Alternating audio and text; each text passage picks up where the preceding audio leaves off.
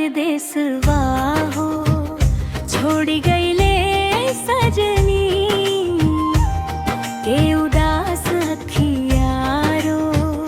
दिनवा ना कटे रतिया ना बीते, याद में पीवा के दिलवा मोर चीखे।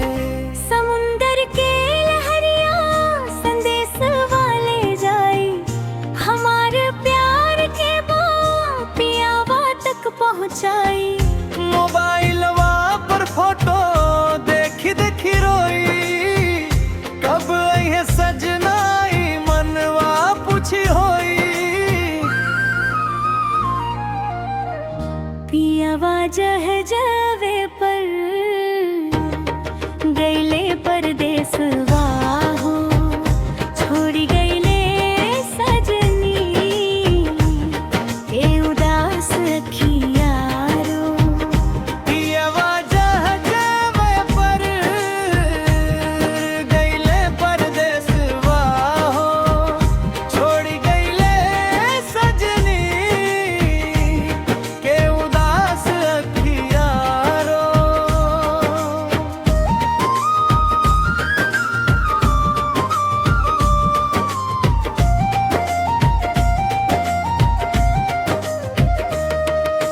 सावन के बदरिया बरसे दिन रात, तोहरा भी ना लागे ना अब कोई बात।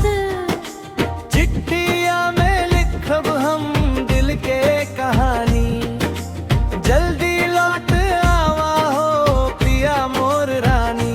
पियावा जह जावे पर कमाई धन दौलत, सजनी के दिल में बसल बा मोहत पल।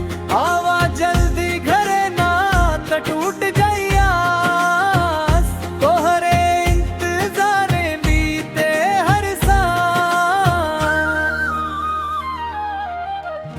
पियवा जहाँ जावे पर गईले परदेसवा हो, छोड़ी गईले सजनी के उदास अखियारो।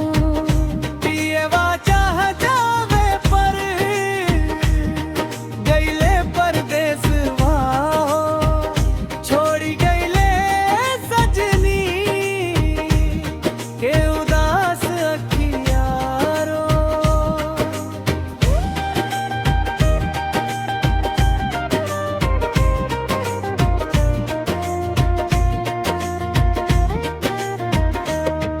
तक पियावा जह